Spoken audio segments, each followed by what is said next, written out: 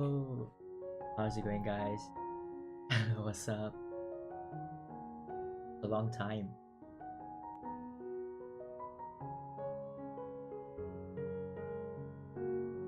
Hope you're doing well. Right, this is the first time I'm actually trying out this overlay.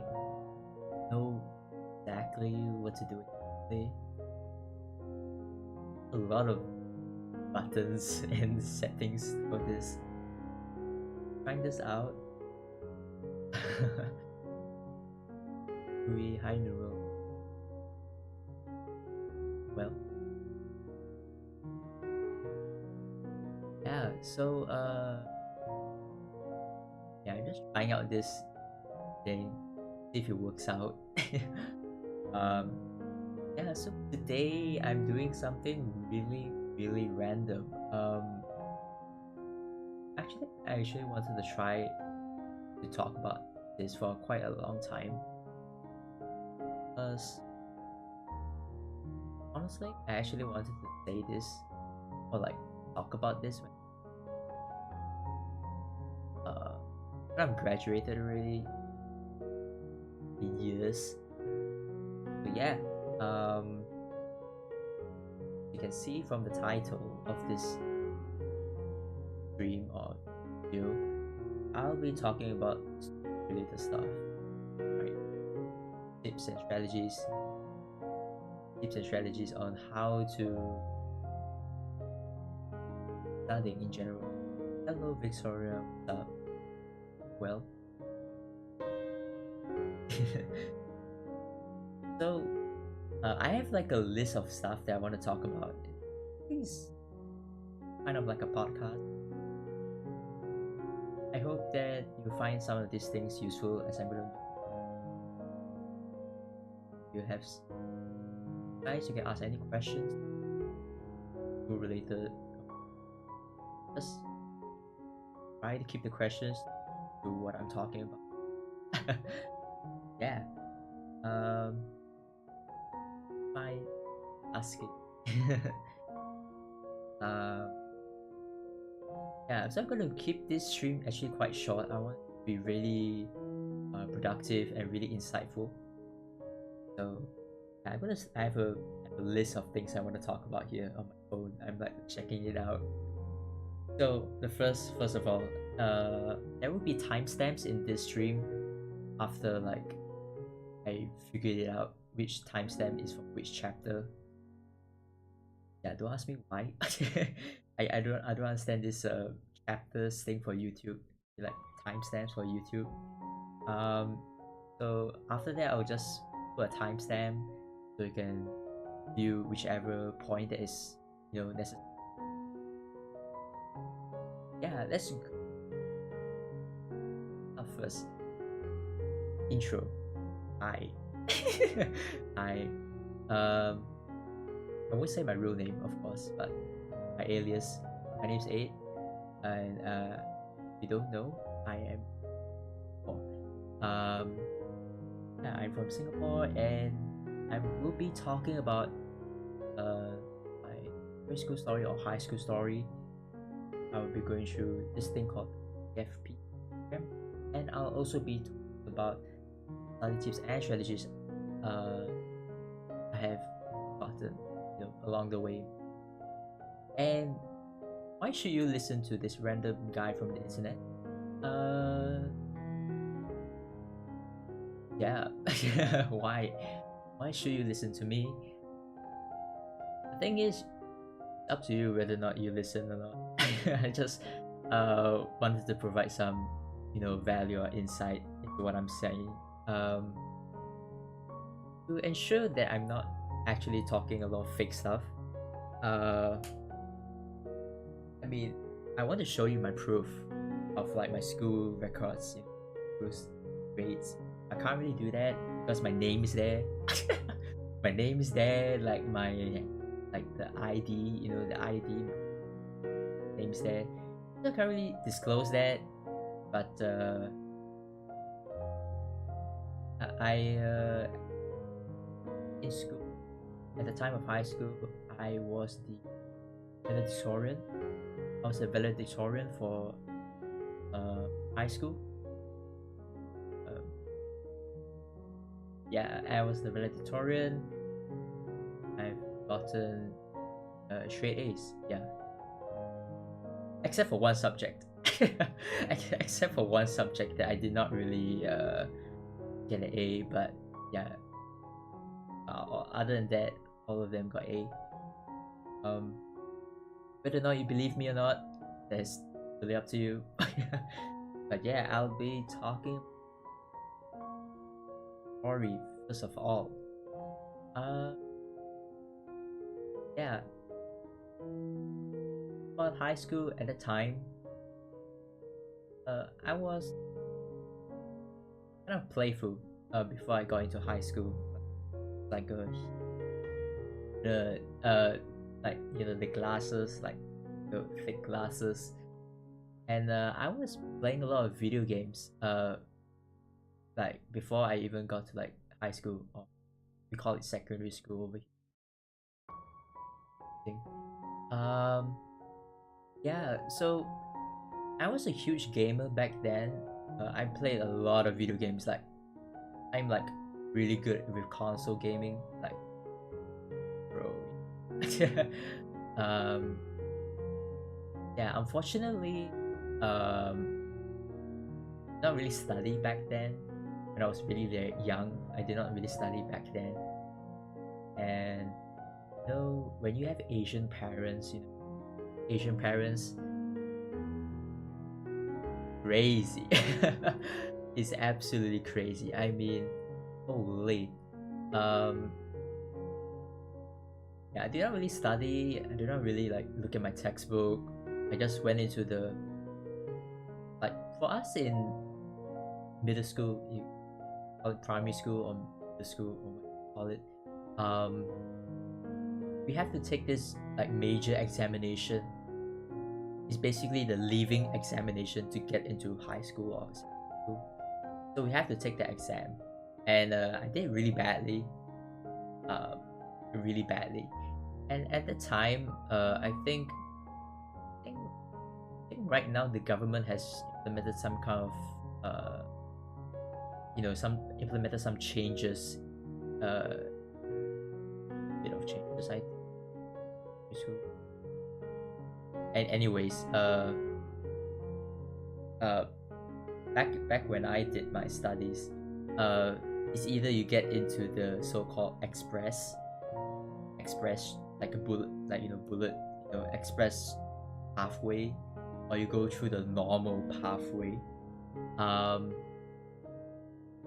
So the express pathway is 4 years, 4 years of high school, and like normal pathway is like 5 years, which sucks, by the way. Which sucks, by the way. Yeah, so unfortunately I got into the normal pathway, which is 5 years. So basically I'll be like technically staying back for 1 year, which absolutely sucks, by the way. Do not try to stay back for 1 year. It absolutely horrible. Absolutely horrible. Yeah, but I was not a huge, I for my grades at the time, the only subject that I got B, like I got like a grade B, was English. Other than that, everything is below B. Math, science, you name it, I got all below B. And then so I obviously ended up taking the 5-year course, which is actually terrible. Not really about not about the number of years. It's like the problem with taking the 5-year course is that you have to endure the 5 years. Instead of 4, you endure 1 more year. And by the way, at that time there was a stereotype that when you go to the 5-year course, basically kind of screwed yourself over in life already. Yeah, it kind of sucks. Like imagine somebody just going up to your face and just saying like, hey, you know, you're normal. You're normal. Yeah, see you later.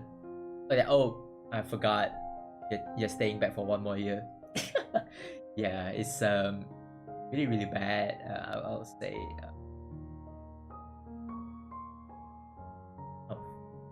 horrible. The number of people who say bad things about you. When you're in secondary school or like high school in general, like, man, people will be ruthless. Be ruthless. So I was kind of sad. Obviously, I you know, cried a lot. Because who wants to take 1 more year, right? No, nobody wants to take 1 more year, you know. You know, gotta live with the consequences, you know. And yeah. So fast forward a few months later, I was struggling high school. Struggling not because of I'm trying to pass. I'm struggling because I'm trying to get into the 4th-year course. Right, I'm trying to get into the express pathway. I'm trying to like be at the top of my game, so I will get so-called promoted to the other pathway. So you have at least 2 chances to do this. 2 chances, and I screwed both of them up. And not because I was like not doing well. I did amazingly well, but the problem is I was a bit unlucky with there's a I still remember to this day.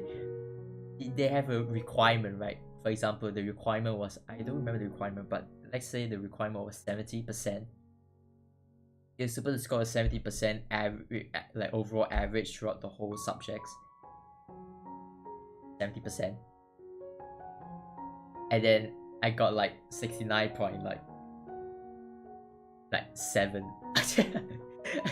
So it's like I mean I still couldn't go in because I got 69.7. So yeah, that's that. I failed to promote 2 times. That really got me really depressed, like really like bummed out, you know. I was like, oh my god, this can't be happening, because that was my only 2 chances at the time. Yeah, I was that was probably the day, the most saddest day of my life, like literally the most saddest day of my life.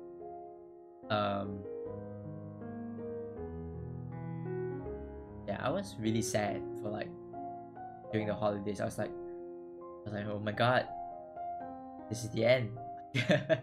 my whole career is like technically screwed, you know, because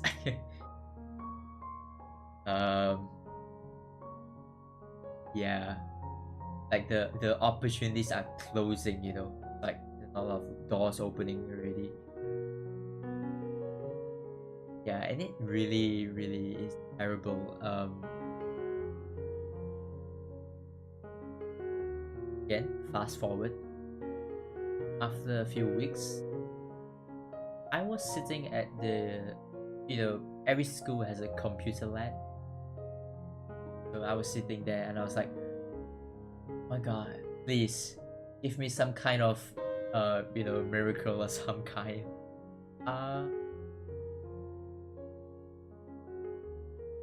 And then I don't remember this teacher's name, but at that time it was the comm lab teacher. And I mean, god, still lucky at this point in time that he mentioned about this, which is called the PFP program. And I was like, wait, how is that? Like, what the hell is that? Right? You all know, high school there's also a major examination. Um, for us in Singapore, we have to take the Cambridge exam, meaning we have to take like the the GCE papers, right? The GCE papers.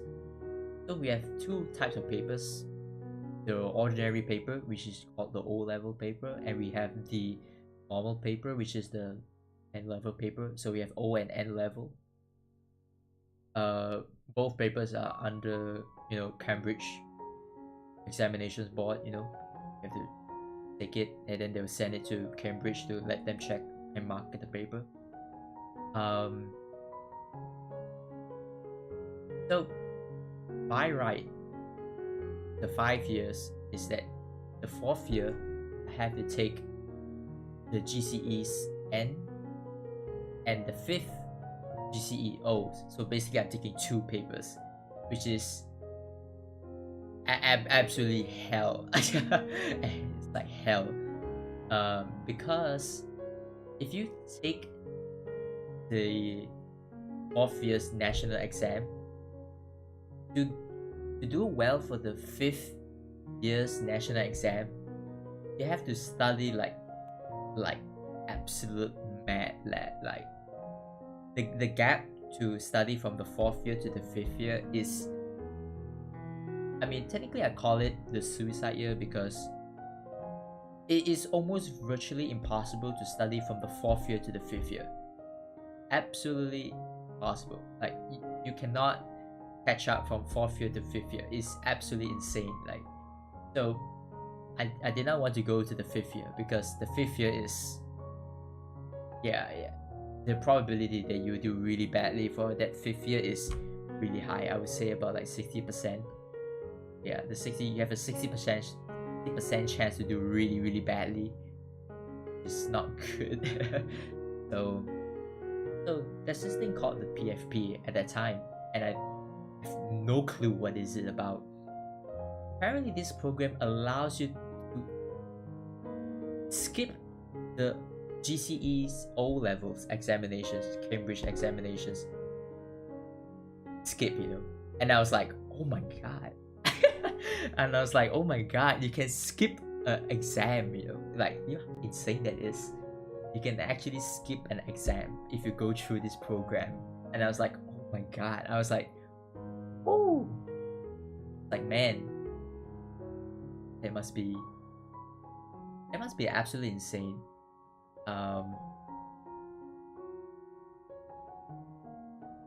But the requirements for that program is extremely difficult.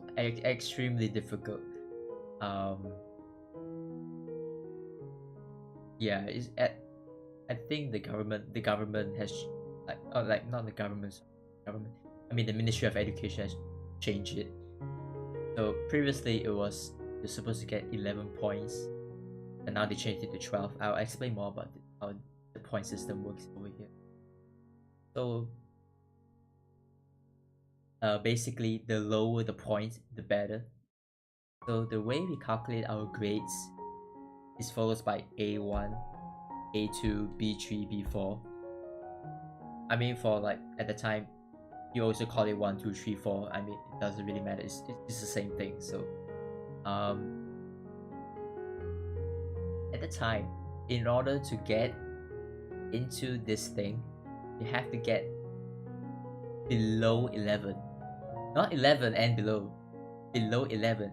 So you have to get 10, 9, 8, 7, and so on and so forth.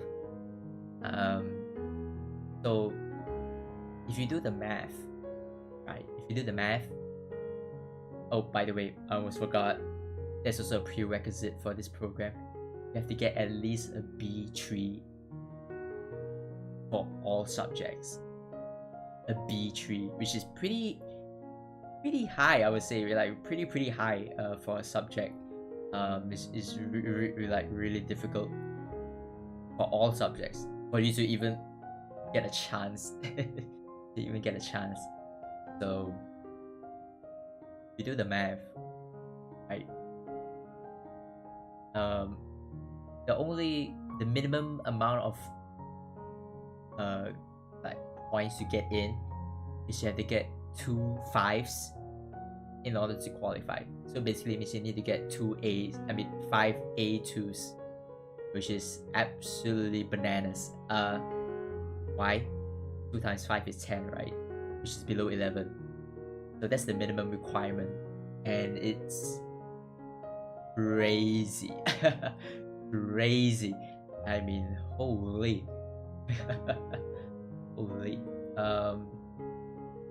It is really insane.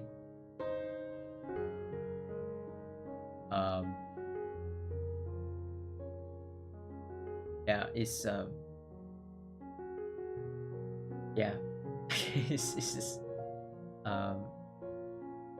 and I'm not sure if you guys know this, but over here in not sure about other countries, but over here the education system over here in Singapore is really difficult. I mean, like the intensity of like the subjects is absolutely insane. I mean, like there are some things it's just so out of proportion, sometimes a bit out of proportion. Like I don't know, like this is just from my observation. If you were to compare American math to Asian math, or like just Western math in general, Asian math is crazy. Like the Asian, like all like for example South Korea, you have China, you have Taiwan, you have like like just typically Asia in general. Like Asia's subjects are Asians math or science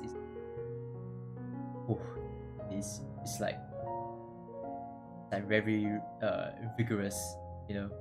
It's like really like you need to use your brain, like like your whole brain to solve that question.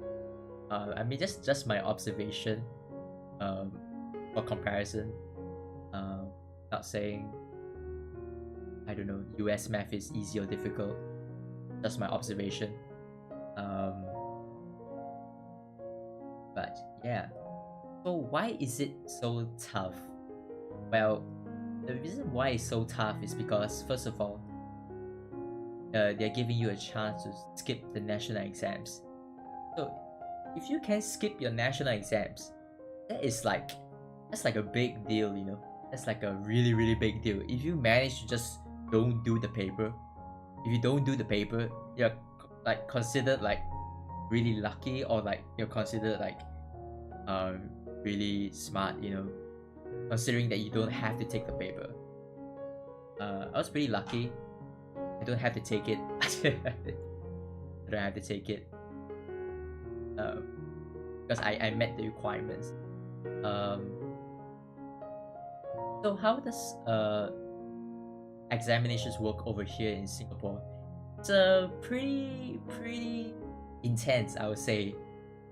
If, for example, if you're a foreigner and you're studying over here in Singapore, it is pretty intense. Like the speed of doing things is a bit fast. When you study something, you're going at like pretty fast pace, pretty fast, and then you have to keep moving forward. Like for example, if you study like chapter 5 for this day, you cannot go back to chapter 4 and just oh my god, I don't remember chapter 4, I need to go back to chapter 4. Like no, you have to keep moving forward. You have to go to chapter 6 because if you don't keep up, it's you're gonna be in a lot of trouble, I would say. So that's how it works, PFP thing. And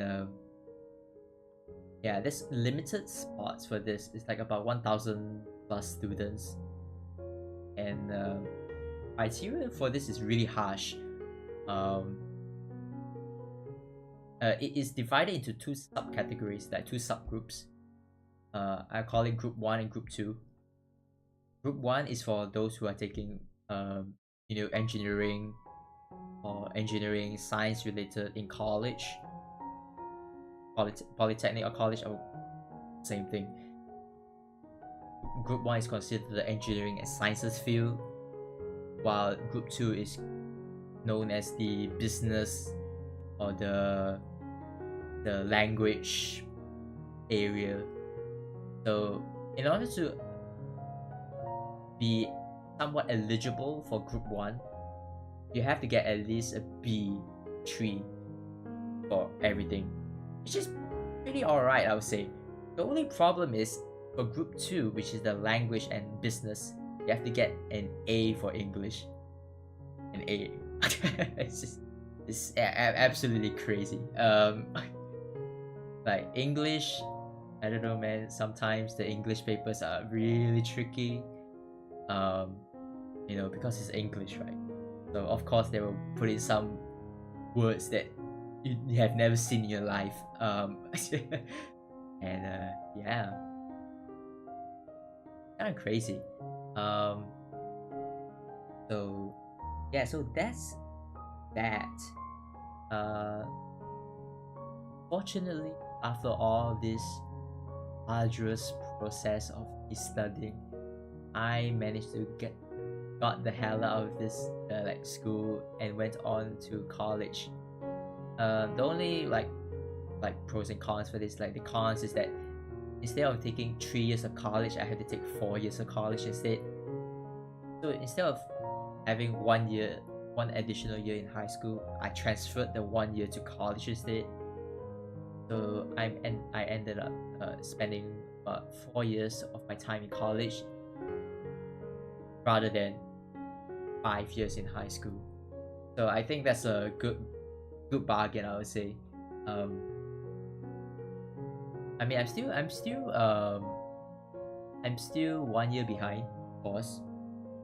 I can't really change anything about it, but I am glad that I did not have to take the paper, because from what I heard after that day, I still know some people who taken the paper, and it was hard.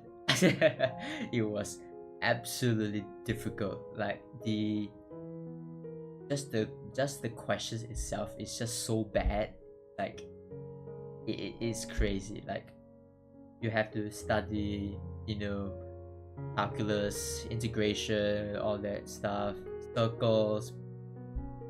Yeah, it's really difficult. Like you have a lot of theory that you just can't catch up from 4th to 5th year. So yeah, I want to say that. And now I'll be going on to some of the things I have done during this time, some of the study tips and tricks.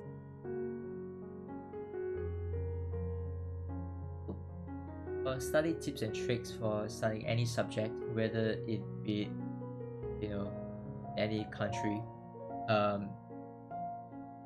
you are studying language, English, study English, any other mother tongue. For example, you're studying Chinese, Malay, Korean, or like whatever language that you're being tested on.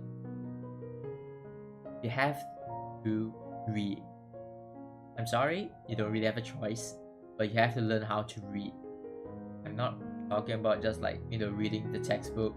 No, I'm talking about like reading books, watching some shows, TV shows, videos that is about that language. Because if you don't do that, you won't improve. I can guarantee 100% you won't improve. Because you have to take the time to read, right? Read and understand about the language. Language is not an overtime thing. You can't just I want to get an A for English, but you did not put in the legwork. You did not buy a book, storybook. I'm not talking about like a teenager storybook. I'm not talking about that storybook. I'm talking about like a real adult like book, like an adult book, like one with a lot of really difficult words. So you have to, start reading those kind of books, um, because sometimes language papers they ask you to write some essays like compositions. They ask you to write some kind of, I don't know, some exposition writing, which is just really really difficult. Like you have to have some kind of material that you have, or you're writing an argumentative essay. Right, you have to have some sort of materials for you to write for the essay, right? Like for example, some of the questions in the papers could be like, oh, I don't know, like why is there, like making global warming or something like that. I don't know. You have to know how to write. You just have to know how to write. You have to have some kind of material or general knowledge or some things. So that's my advice for language subjects. Math and science. Now, I would say that math and science for like in Asian countries is generally really okay, like generally okay in Asian countries. Math and science should be the easiest subject to master, without a doubt, because like Asian parents they drive really hard on mathematics and science. You have chemistry, you have physics, you have biology, you have all these things. There's also additional mathematics. You learn a bit of calculus, a bit of the binomial theorem, all that stuff. You learn about limits, the infinity and whatever. It should be pretty okay, but if for general advice for mathematics and science, you just gotta practice. I recommend practicing your questions book. Like you have a textbook, you have questions on the textbook, or you have an assessment or like a past year's paper. Just do every single question, and don't do them fast. By the way, don't do those questions fast, like because if you try to do all of them fast just because oh my god I gotta get these questions done, I gotta do, you won't have the time to understand. On the flip side, speed is also important. Now, what do you mean, right? It's like I just said that speed is not important. Right? It's a bit of an oxymoron, but you need speed, right? You also need speed because the examination duration is really short. Like you only have a few hours to complete like a mathematics paper, and it is really really fast. Like the moment you start the paper, people are already punching the calculus like crazy. They will be like punching the calculator so fast. It's like like really really insane. Like can you imagine like the moment you start the paper, everybody's just on their calculators just punching the calculator. It's crazy. So you gotta have speed, right? You can't take your time. Let's say the question is like a 1 mark question. You can only spend 1 minute on that question. I like seriously, one mark is equals to 1 minute, right? Because if you're too slow, right? You're too slow, then you won't have time to do the more harder questions, which consists of 10 marks or something. Right? 10 marks, I think you might require 15 minutes instead of like, yeah. So you gotta do questions with the intent to understand, but also once you finish practicing those questions, you have to focus on speed. Speed is key. Speed and accuracy. Yeah, speed and accuracy is really important. You gotta be fast, because if you're not fast, you won't be able to finish the paper and to check the paper. Always check. Okay, I cannot stress this enough. Always check your papers. Yeah. I have so much time. I just literally check everything and redid the questions again so that I can get the right answer. So that's how it should be done for most examinations, especially math and science. Because math and science is more on concepts. You have to understand the concept, solidify the concepts. Don't try to memorize. I mean, okay, you can technically memorize. I'm not saying one is better than the other, but for me personally, I don't rely on memorization. Memorization does not work. Why is that? Because I can guarantee you 100% that you'll forget something during the exam.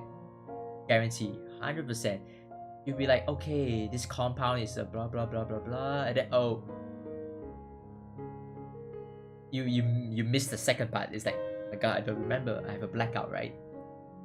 So focus on concepts. Concepts are more important than memorization. Now, the toughest subjects over here is humanities. Without a doubt, humanities. Humanities. What do I mean by humanities? Humanities meaning geography, history, literature, and social studies.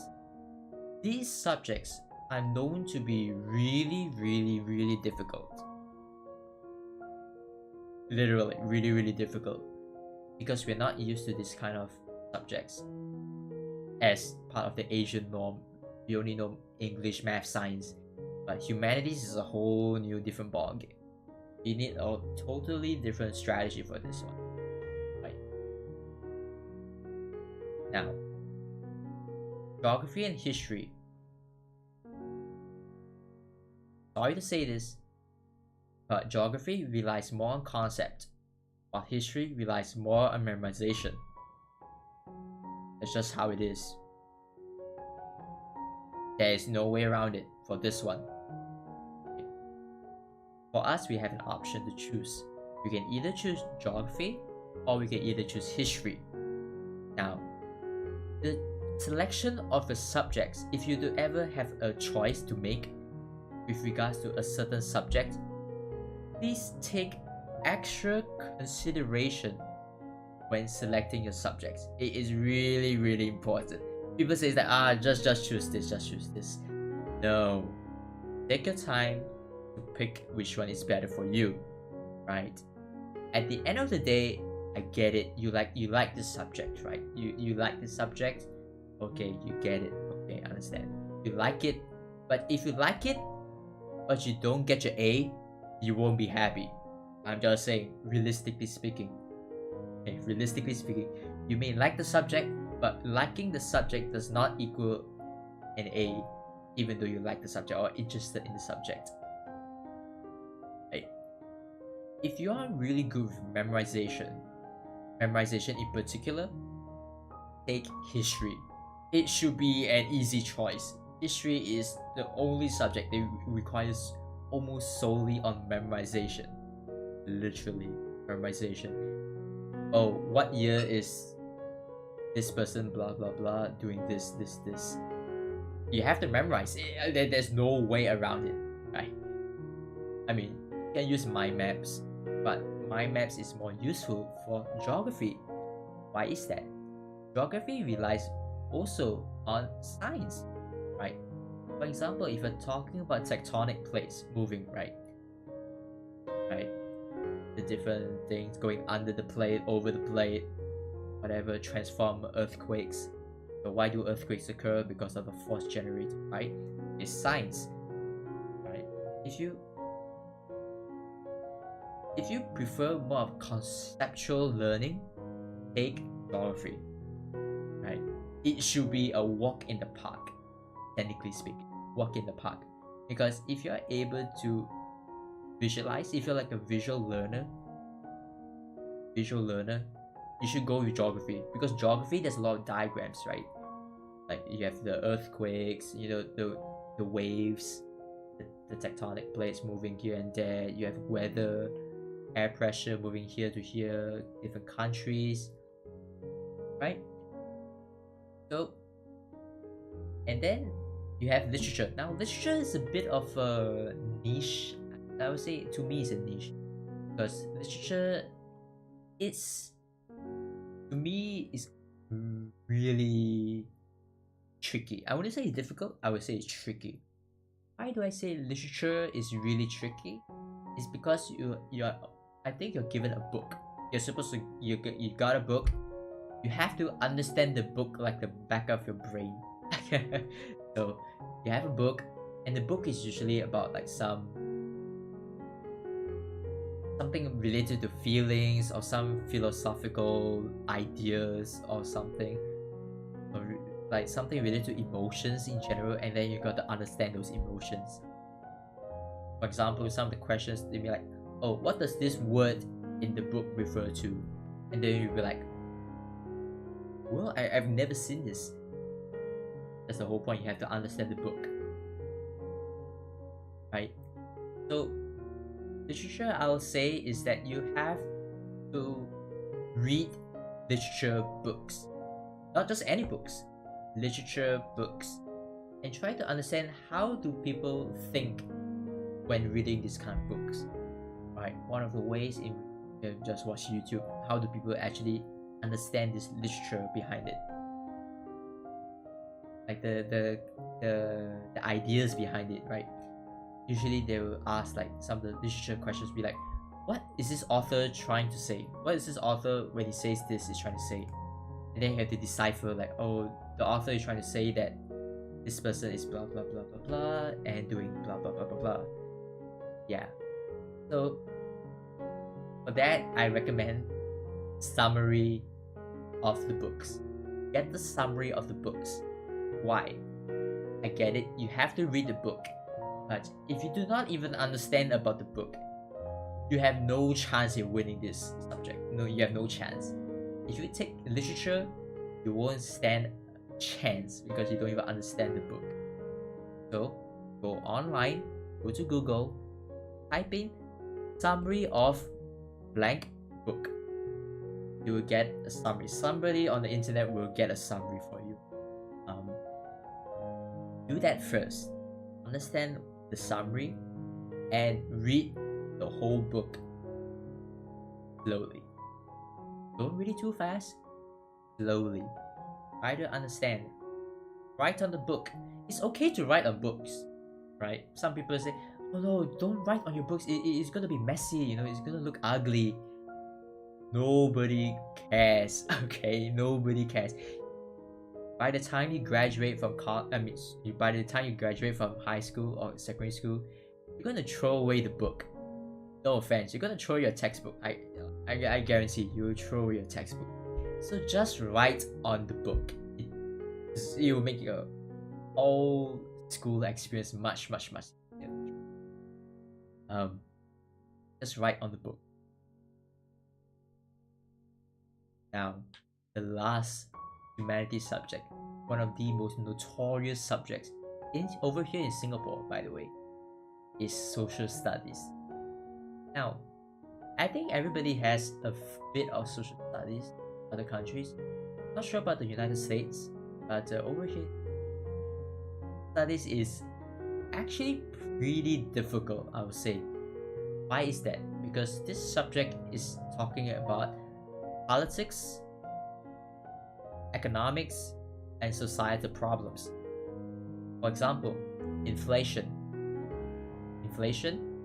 inequality, right? You talk about inequality, right? You have the pay gap, right? Then you have economic issues, globalization. God, you have so many problems. Then you have another problem, right? Racial harmony issues, right? The race issues, right?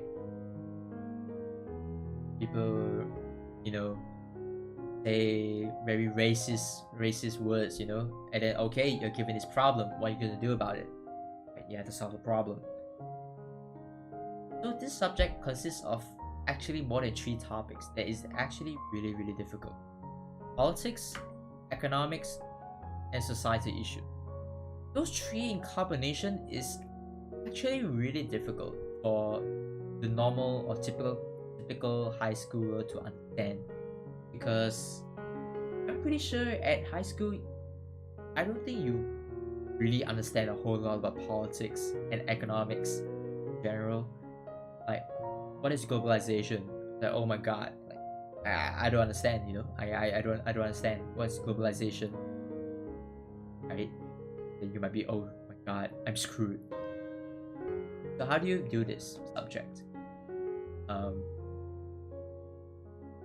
yeah, now the reason why I can say this advice is because I got an A for this subject. It's really difficult, I would say, but you have the textbook, and the textbook is thick. It's like I don't know how do I say it. Like, this textbook is really thick. It's like a miniature bottle thick. It's like really thick book, and it's like consists of like over 400 or 300 pages long. Crazy. It's a really thick book, but gotta read the textbook. For this particular subject, you have to read the textbook. It's vital. You have to read the textbook to understand. If you don't understand, I'm sorry, you're just gonna do really badly, you know. You do not take the time to read the textbook, sorry,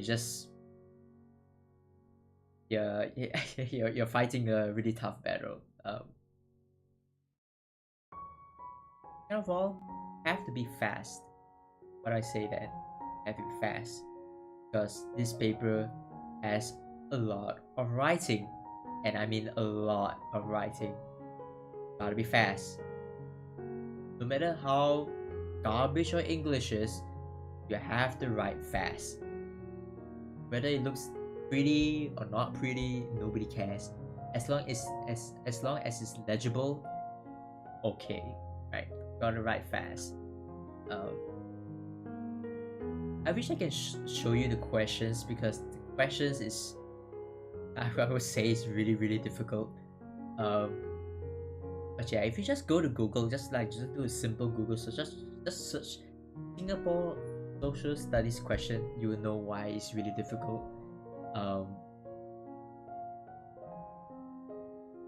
Yeah, that's all I can say about those subjects. Yeah. Right, now, next one, time management. Right, in school, you gotta have time management. Sorry, gotta have it. Right, gotta have time management. Now, the most important thing with time management is that you want to plan your time for the day you want to have. You see that again. You want to plan your time for the day you want to have. Now, what do I mean by that? For example, if you want to play video games, right? Plan when you're going to play video games first. Right? Let's say you have no choice. Let's say you have school 8 to 5. You don't really have a choice. 8 to 5. Okay, Google Calendar. But 8 to 5 is your school hours. You can't change that. You can't change that. You can't change. So that's the thing you can't control. Now, what you can control is that when you play video games. Let's say you want to play video games for at least 1 to 2 hours. You want to play 1 to 2 hours. Okay, fine. Allocate the time for yourself. 9 to 11. Right, 9 to 11 you can play video games. After that, you have a bit of space left. That amount of space in time you will allocate what stuff you're going to study. Now, the general rule of thumb here is that you have to include your breaks, and I mean like your dinner break or whatever it is, your toilet break or whatever. You have to include that. Why? Because you will realize that it's almost impossible to have 1 to 2 hours of gaming time for the amount of work that you have to do at home. From there, you will have to modify timetable. You have to modify your time. Instead of playing for 2 hours, you can only do it for 1 hour instead. You can play video games, but it's only for 1 hour, which is better than nothing, right? So you have to compromise on certain areas in order to achieve the goal you want to have. So that's it for time management. Pretty simple. Playtime. Now, the concept of playtime is studying. Why do I say that playing or having playing time is important in studying? Now you may be thinking, like your parents will be like, don't play games, don't play video games. Just study. Now, not your parent. If you are forced to study, you gotta study. You don't really have a choice. But in a realistic point of view, if you study too much to a certain point, you will get an experience, or not an experience. You will get this thing called burnt out, right? Being burnt out. So being burnt out means that you do not have any motivation to do the thing that you need to do, which is study. You should never get to the point in which you're burnt out. That means that you're spending too much time on a certain thing that you're doing, which is possibly studying. If you study for 6 hours straight, that is not an efficient way to study. It really isn't. It really isn't. Studying for 6 hours straight does not really correlate to you in doing well for your papers. I can guarantee that. Because there are some people that study 6 hours while I only study 2 hours. Funny thing is, the person who studies for 6 hours ended up failing, while I'm the one who only studied for 2 hours. I got an A. Now why is that? I'll explain more. One of which is you have to have allocated playtime. Right? The reason why you have playtime so that your mind is given ample rest and also an ample amount of change in environment.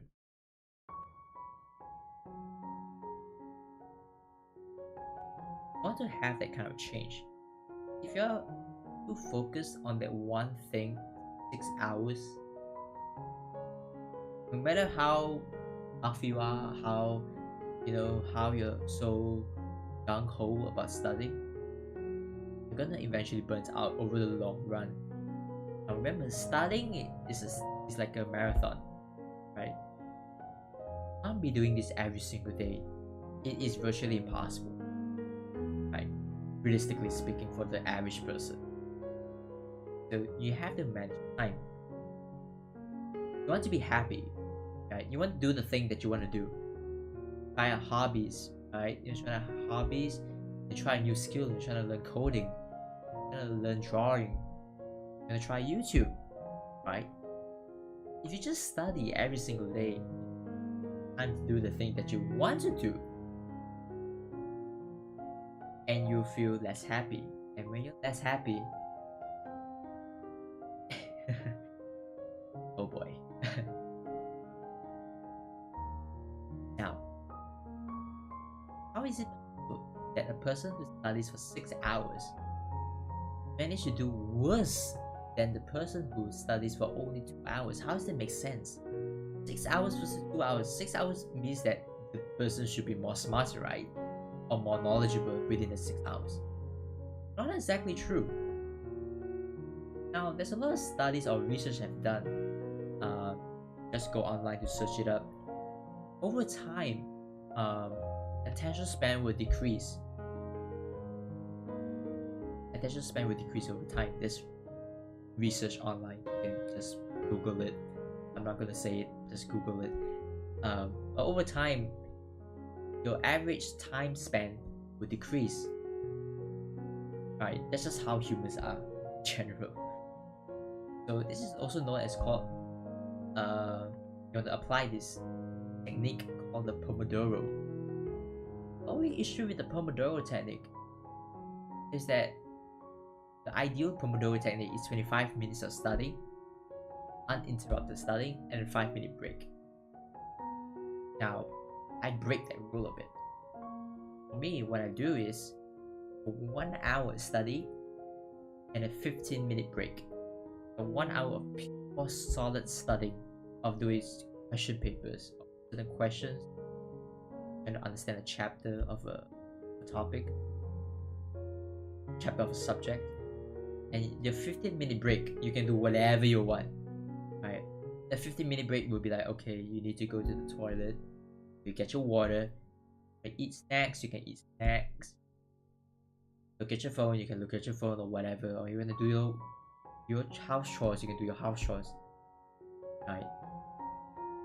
So with that, you can actually be more productive for 1 hour and the 15-minute rest than compared to 6 hours.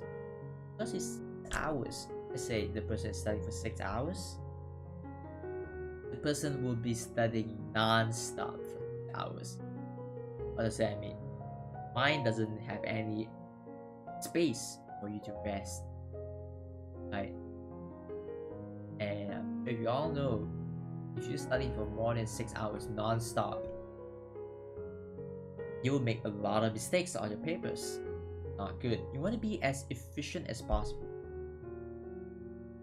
The whole general idea I'm trying to say about school, you gotta treat school like a video game. Just how the way it is. Right? You have to gamify your experience in school.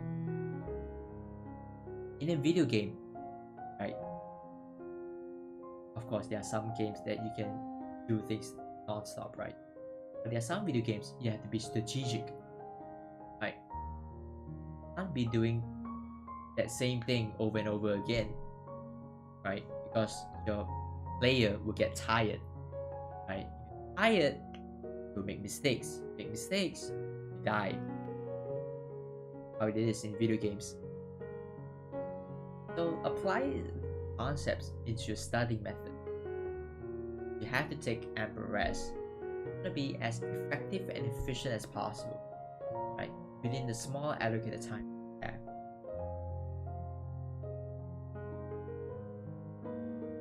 Okay, next one. Exercise. Now, why do I need to exercise? Exercise does not correlate to me doing well in papers.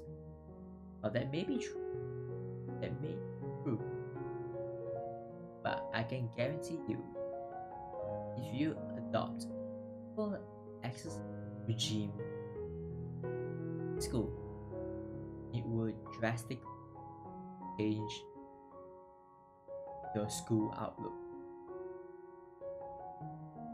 For example, some time to play some sports, basketball, volleyball, soccer, badminton, or you can just be simple running. Go out for a run, run, do some push-ups at home, sit-ups or whatever it is. Just do some of these exercises.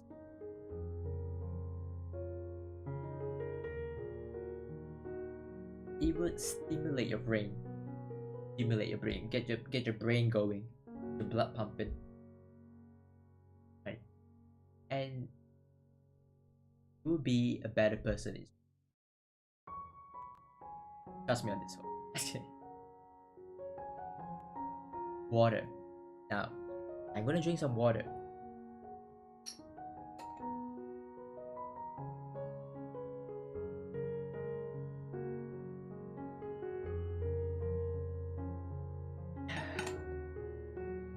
Now,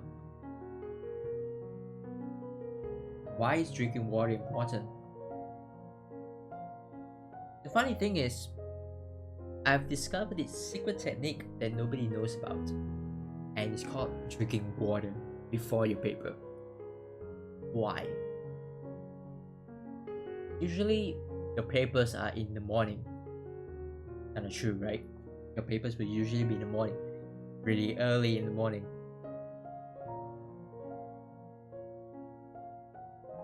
When you sleep and wake up, your brain is dehydrated because you had no water. And what is the first drink that you drink in the morning? I don't know, probably milk,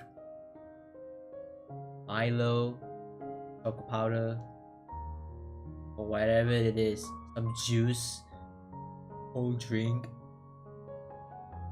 Not really drinking like plain water. Why water is important in terms of, doing your studies? Because your brain needs water. Literally, your brain needs water. If you're not drinking at least 2 liters of water per day, not good. Not good. You gotta drink your water, right? You gotta drink your water. It's very important. Last one, discipline. You got to have discipline. Whatever I say can go out to your one ear and another ear out, right?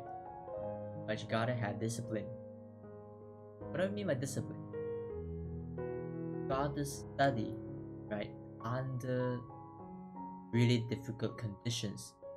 What do I mean by this? You gotta study in temperatures that are not so comfortable for you, like they're too hot. You gotta study in a place where it's a bit hotter than usual, or study in a place where it's a bit colder than usual. Now, the reason why I say to study in the most uncomfortable conditions is because that when you go for an examination, most probably people will be sick. I don't know about you, but the time when I national exams, which is the N level papers, people are sneezing literally every single time, and gotta know how to study when you're sick.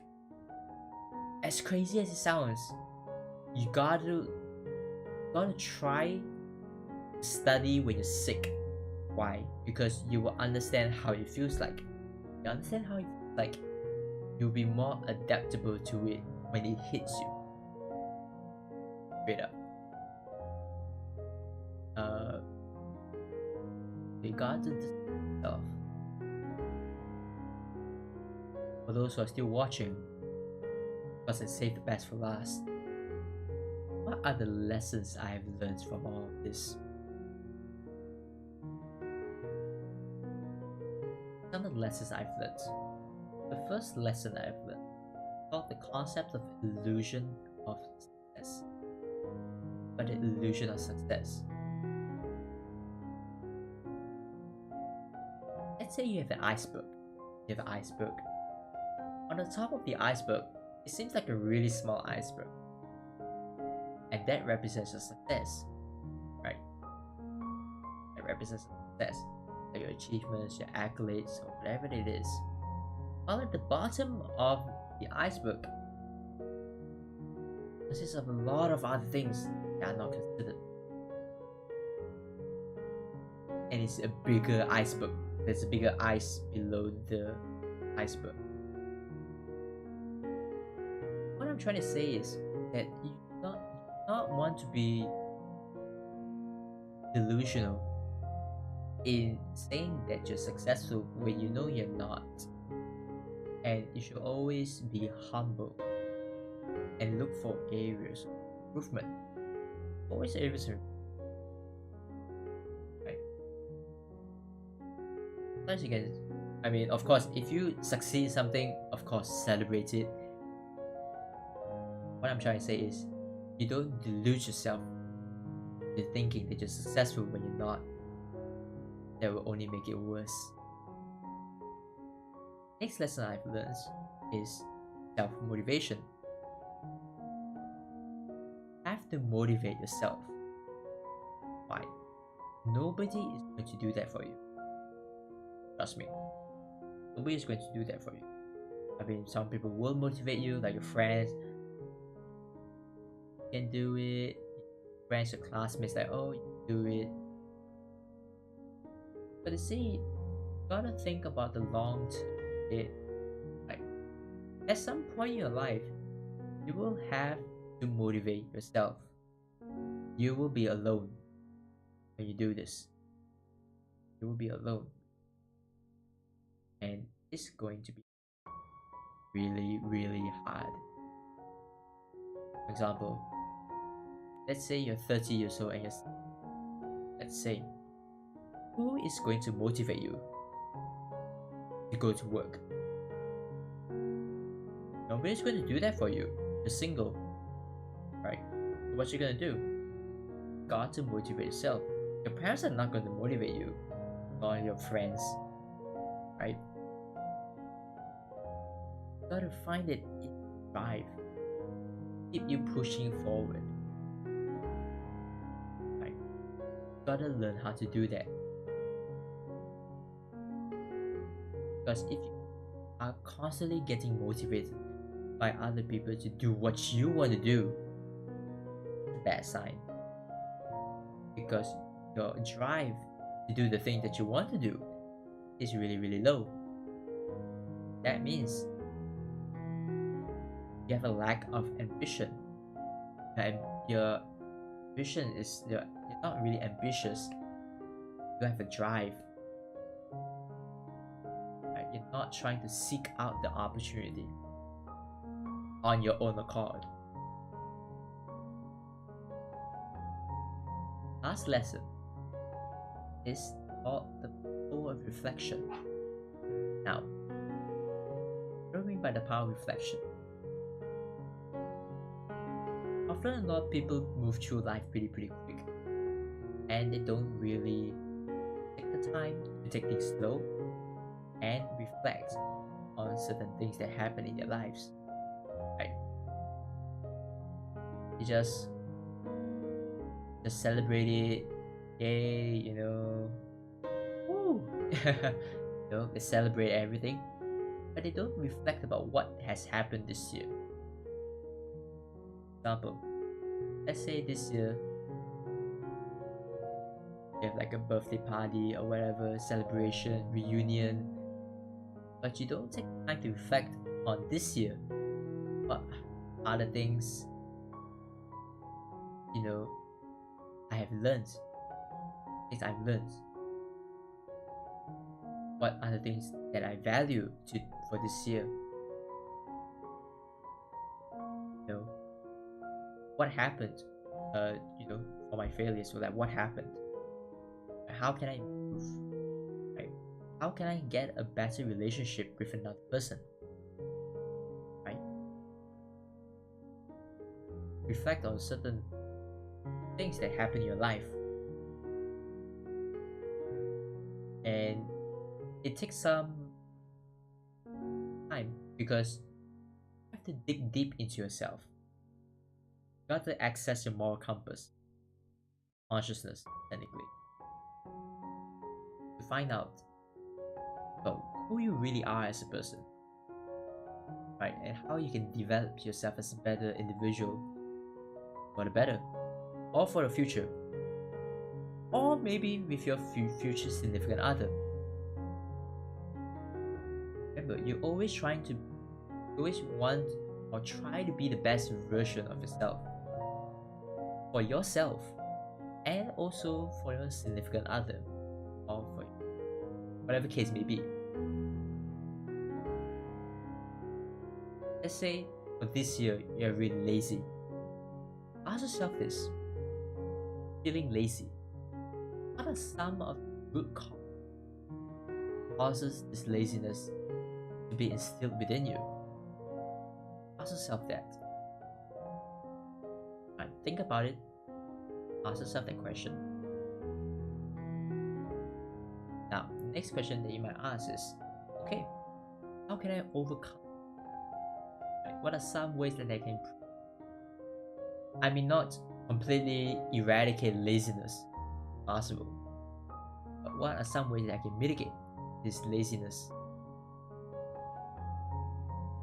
You can think about.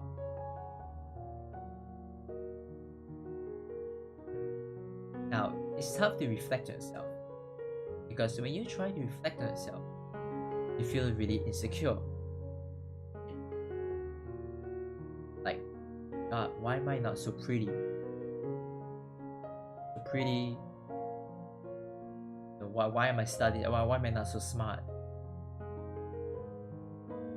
Things such as this, causes little fractures, little fractures in mind, and you have these fragments, right?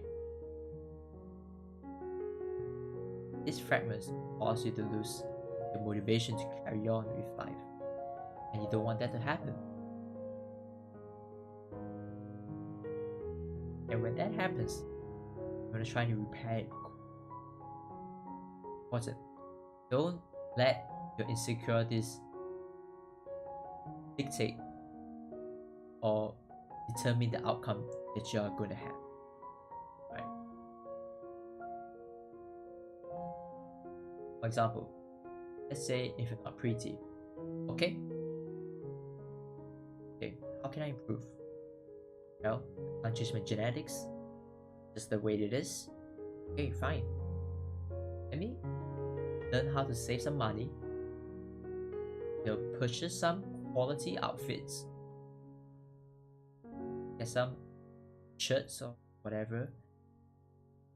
Make myself look presentable. That's how you should think. It's basically a positive outlook that you want to have, right? Let's say you say that you're not smart. Hey, fine, I'm not smart. What can I do about it? One day wish you can be smarter a bit. You gotta read books. Okay. Hey, what if I no money? Fine.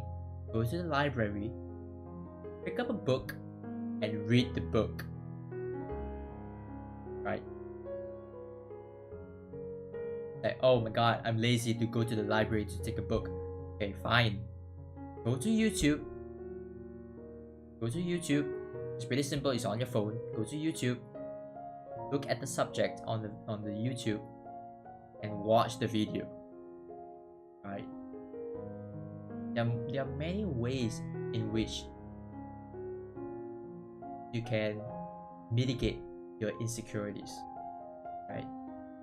And if you do this, the concept of the power of reflection will be much easier on you. Because now you're no longer insecure. You're less insecure about yourself. You're less insecure about yourself. The goals that you have more clarity, and with that, you're able to accomplish more things. And whatever that I have said so far, the stream, will be of actual value to you. And that is all for today. Thank you guys so much for coming in. I'll be sure to have some timestamps pretty soon that I've been talking about.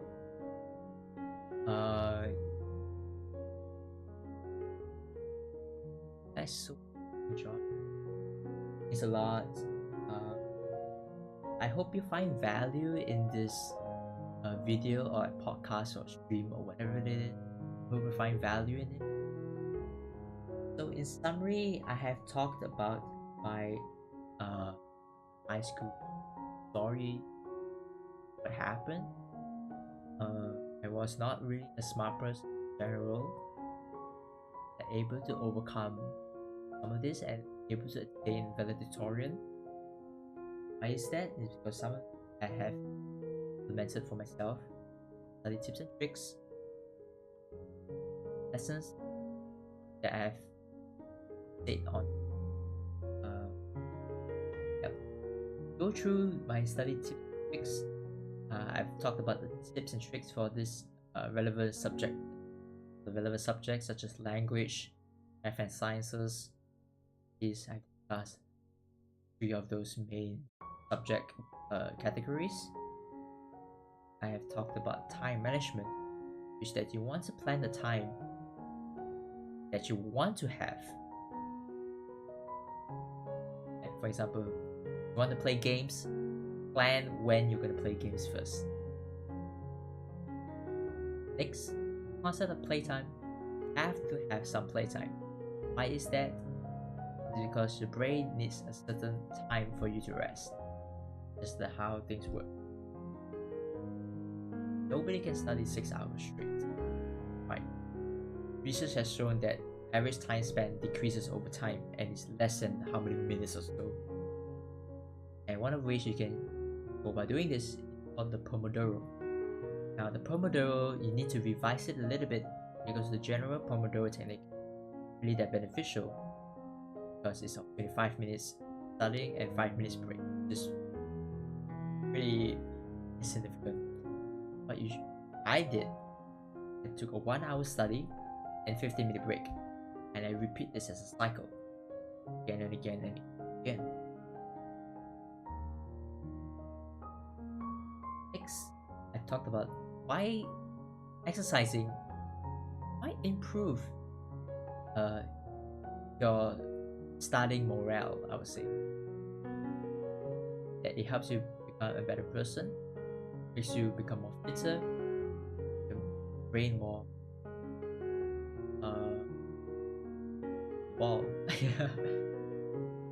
water. Why is drinking water really important? Because your brain needs water. Literally, drink water. And for the last fix is that you need discipline. You gotta discipline yourself. Try to study when you're sick. Why? Because I'm pretty sure during the exam you will be possibly sick. So try to study when you're sick because you get used to it. Study when you're feeling hot. Study when you're feeling cold. Study with no fan. Study with no fans. Try to study on the floor. Try to study on the bed. Try to study on like some random short chair for no reason. Try to study on the train. Try to study on the bus. Right? You got to put yourself in really uncomfortable and awkward situations so that you get used to it. When never know, right? Sometimes the examination rooms can be really hot. Sometimes it can be really, really cold. Sometimes it can be really, really uncomfortable. You gotta get used to it. Funny thing is that there's one time when I took the exam, my table was really shaking.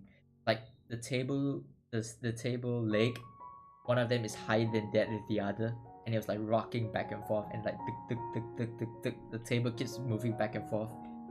So you gotta get used to it. Now, for the lessons I have learned, 3 lessons. The illusion of success. Right? Most people see the top part of the iceberg, but never really the bottom, and they often get deluded that I'm always successful at doing this. Humble yourself and move on. There's always improvements that to be made, and if you succeed in something, celebrate it. Right? But be humble and move on. That's it. Next lesson: self-motivation. Have to motivate yourself. Gotta have the inner drive. Right? At some point in your life, you'll be alone, and when you're alone, there's nobody to motivate you. Right? Your parents are not gonna motivate you. Your classmates are not gonna motivate you. You're on your own. If you're single, probably on your own. Period. Last but not least, lessons I've learned is the power of reflection. Now, take time to reflect upon what has happened in your life, right? And take note of it. Why should you take note of it? But these are the experiences that happened. Good ones and bad ones probably.